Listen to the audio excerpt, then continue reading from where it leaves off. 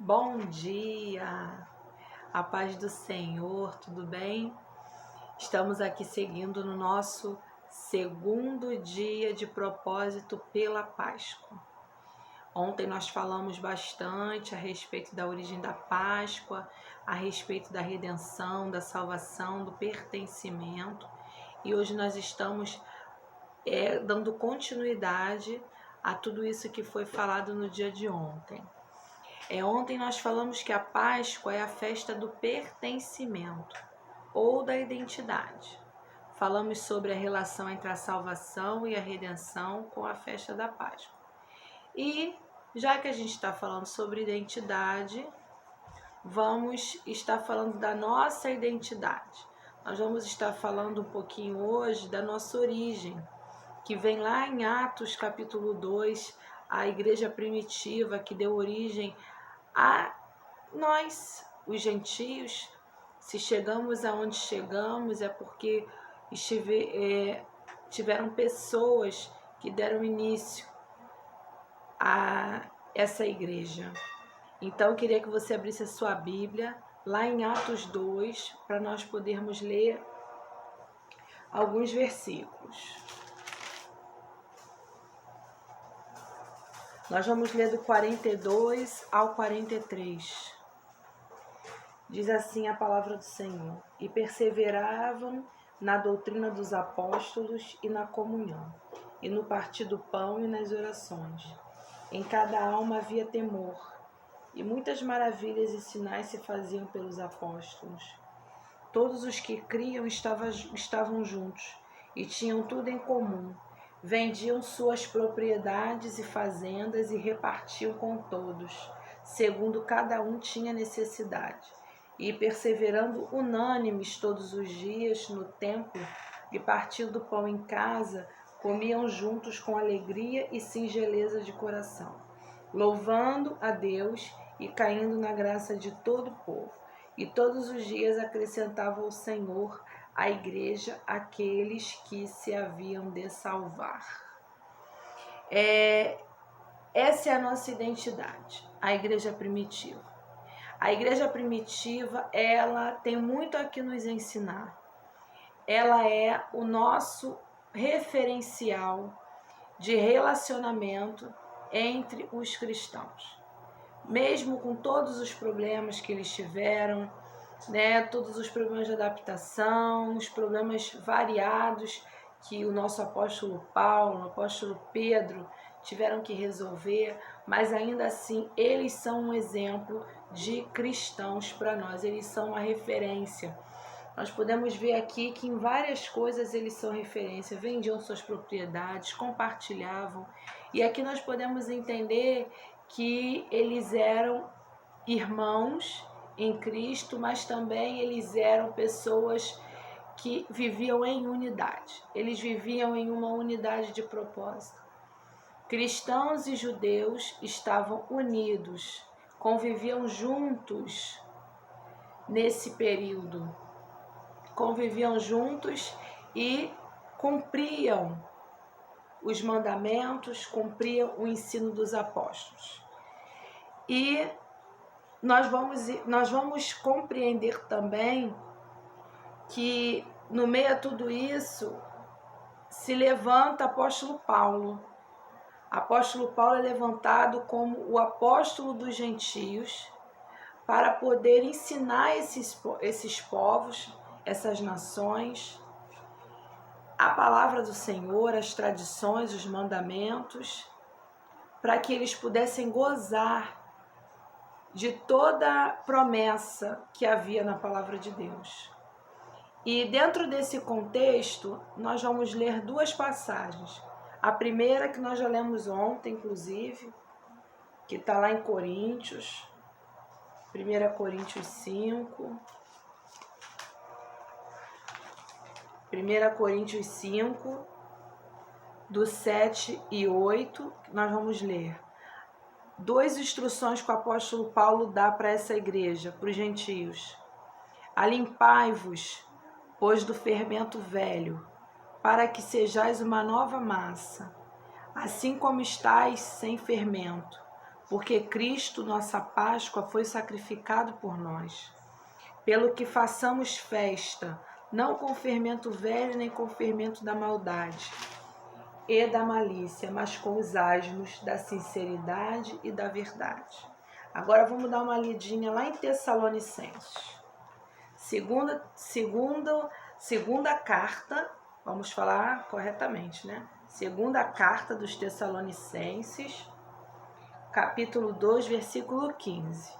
Então, irmãos, estai firmes e retende as tradições que vos foram ensinadas, seja por palavra, seja por epístola nossa.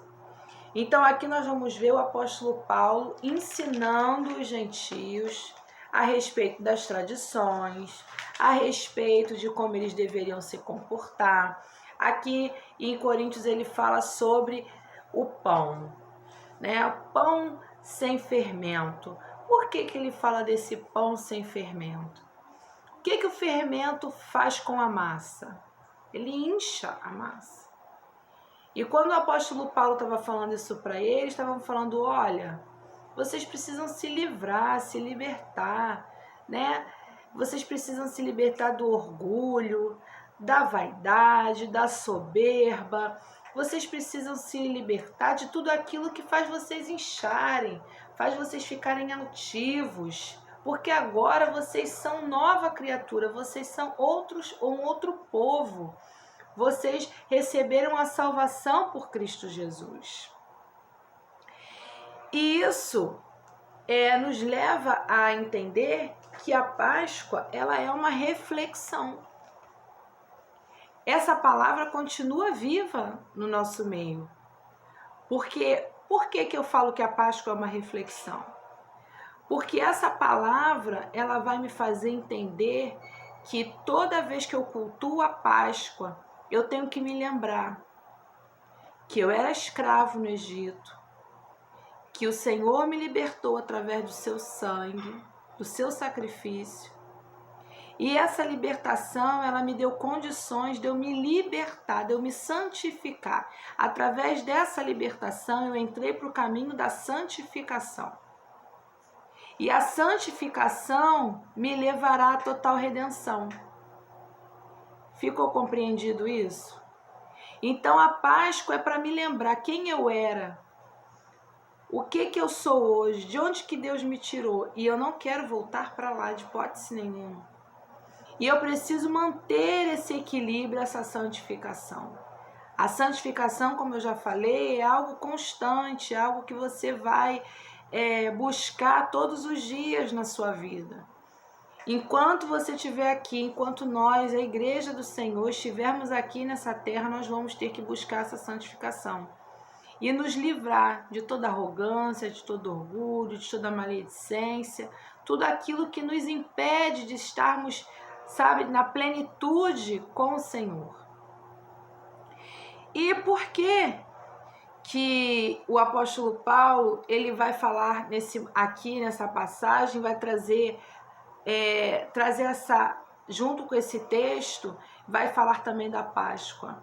Porque a Páscoa é o símbolo dessa redenção, dessa transformação. E todo símbolo, ele vem acompanhado da prática. Não adianta eu ter o símbolo e eu não colocar em prática aquilo que aquele símbolo me orienta. Por exemplo, o batismo. O batismo, ele é um símbolo. Ele é um símbolo da nova aliança. Ele é o símbolo da mudança, da transformação. Eu preciso me batizar para que eu seja salvo. Se fosse assim, bastava eu ir lá na frente, levantar minha mão, confessar Jesus Cristo como Senhor e Salvador da minha vida. Bastava. Mas não. O Senhor Jesus disse: crer no Senhor Jesus Cristo, ser batizado e será salvo. Então, a salvação, ela está condicionada ao símbolo. Batismo. Batismo simboliza a salvação. Então, a prática vai estar sempre acompanhada do símbolo. Então, não adianta apenas eu celebrar a Páscoa. Não adianta apenas eu me reunir com a minha família, fazer um almoço maravilhoso, lembrar, né, do sacrifício de Jesus, que ele era o cordeiro que tira o pecado do mundo. Tudo bem, isso acontece uma vez no ano. E aí? Como é que você vai ficar no restante do ano? Vai ser a mesma pessoa? Não. Se você prestou aquele culto, porque a gente já aprendeu que a Páscoa é um culto a Deus, uma festa. Se eu vou praticar aquele culto, se eu vou lembrar desse memorial, esse memorial ele precisa a cada ano fazer uma transformação na minha vida. Eu vou me livrar, me libertar de tudo aquilo que me incha, de tudo aquilo que me impede de ser diferente. Tudo aquilo que me impede de alcançar a salvação plena em Cristo Jesus. E nós vamos entender que esse texto de Coríntios, ele é uma ordenança. O apóstolo Paulo não está fazendo um pedido, ele está fazendo uma ordenança. Ele está falando, olha, vocês são gentios? São.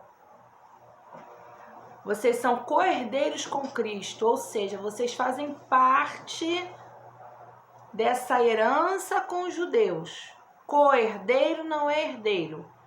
Co-herdeiro é herdeiro com.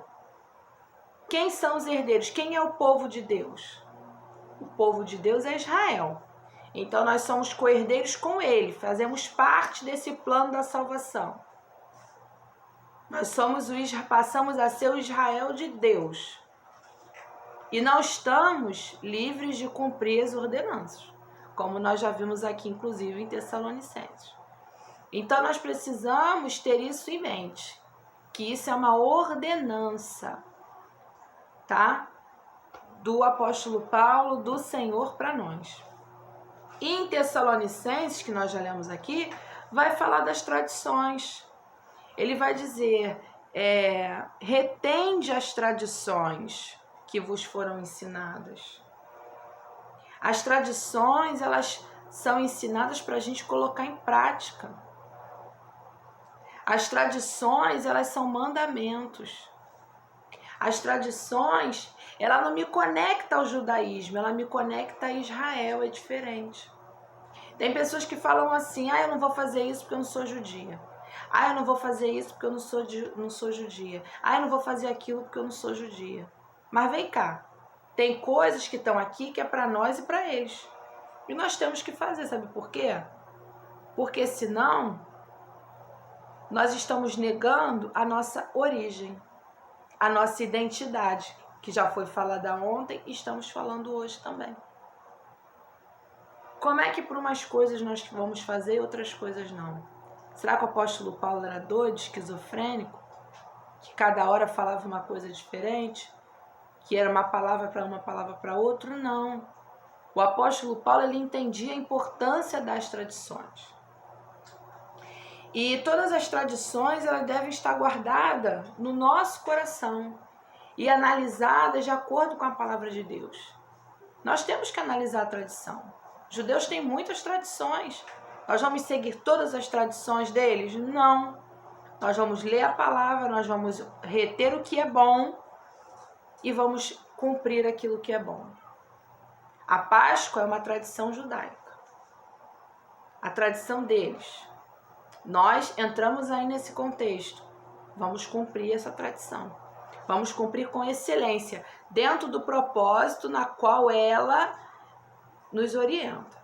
Como o próprio apóstolo Paulo vai dizer aqui. Retende as tradições. Não esqueça. Porque muitas vezes a gente, esquece. E nós não podemos esquecer. Por exemplo, eu não sei o seu caso, mas eu gosto muito de fazer o Purim. O Purim, ele fala, é o jejum de Esther, que lembra do livramento que Deus deu ao seu povo. Eu gosto de fazer o Purim, aqueles 3 dias de oração e jejum. É obrigatório? Não, você faz se você quiser. Você não é obrigado a fazer. É isso que você e eu precisamos entender. Você não é obrigado a fazer. Mas eu faço porque para mim é bom e tem sido bênção na minha vida. Tem coisas que não são boas, como por exemplo, lá no Antigo Testamento a tradição dizia que a mulher adúltera tinha que ser apedrejada. Eu vou apedrejar alguém? Não. Então isso não é bom. Eu não vou absorver isso. Até porque o Senhor Jesus, ele não veio, ele mesmo disse, eu não vim para anular a lei. Eu vim para ratificar. Então, o Senhor Jesus, ele vai dizer que ele não veio para anular a lei, mas ele veio para consertar algumas coisas que estavam fora do eixo, mas não para anular a lei. Então, eu não posso abrir mão do Antigo Testamento e nem do Novo. Os dois caminham juntos numa nova visão, numa nova projeção. E nós vamos retendo aquilo que é bom. E por que nós temos que nos conectar com essas tradições? Porque nós não podemos esquecer que nós somos co-herdeiros. Lá em Romanos 11, vamos ler Romanos 11. Olha o que está escrito em Romanos 11.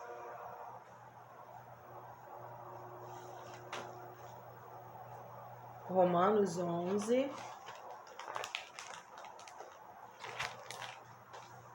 Lá do versículo 16, vamos ler do 16 até o 20. Olha o que o apóstolo Paulo está falando aqui. E se as primícias são santas, também a massa o é. E se a raiz é santa, também os ramos são. E se alguns dos ramos forem quebrados, e tu, sendo zambujeiro, esse zambujeiro aí somos nós, tá? Porque os gentios estavam se achando mais importantes que os judeus, né? Nada mudou, porque tem muito crente que se acha, ele acha que ele que tem mais valor do que o judeu. Tá? O próprio apóstolo Paulo vai dizer aqui no início, no versículo 1 de Romanos 11. Digo, pois, porventura rejeitou Deus o seu povo? De modo nenhum. Porque também eu sou israelita, da descendência de Abraão, da tribo de Benjamim. Então, o próprio apóstolo Paulo, que se titula, no próprio capítulo 11, lá no versículo 13, ele vai dizer: porque convosco falo, gentios, que enquanto for apóstolo dos gentios, glorificarei o meu ministério. Ele se identifica judeu, ele sabe da origem dele, mas ele sabe que ele é um apóstolo dos gentios. E aqui está falando para os gentios, que estavam se achando mais importantes do que os judeus. Não estavam entendendo que ser co-herdeiro é diferente de ser herdeiro. E tu, voltando lá, e tu sendo zambujeiro, que somos nós, foste enxertado em lugar deles e feito participante da raiz e da seiva da oliveira. Não te glories contra os ramos, e se contra eles te gloriares, não és tu quem sustentas a raiz, mas a raiz a ti. Dirás, pois, os ramos foram quebrados, para que eu fosse enxertado. Está bem, pela sua incredulidade foram quebrados, e tu estás em pé, pela fé. Então não te ensoberbeças, mas teme. Coisa linda, né? O apóstolo Paulo nos ensinando que nós não somos nós que sustentamos a raiz, mas é a raiz que nos sustenta. Então, eu quero te orientar nesse segundo dia de estudo, lembrar da tua identidade, mas também te lembrar que seguir as tradições não é pecado. Seguir as boas tradições não é pecado. A própria palavra do Senhor nos ensina isso. Nosso apóstolo Paulo, que é apóstolo dos gentios, nos ensina isso. Não podemos esquecer da igreja primitiva, aquela que deu início a tudo isso. Toda vez que você quiser ter um exemplo de cristão, você vai lá em Atos 2 que você vai se deparar com esse exemplo. E devemos entender que somos co-herdeiros com Cristo, estamos ligados nessa raiz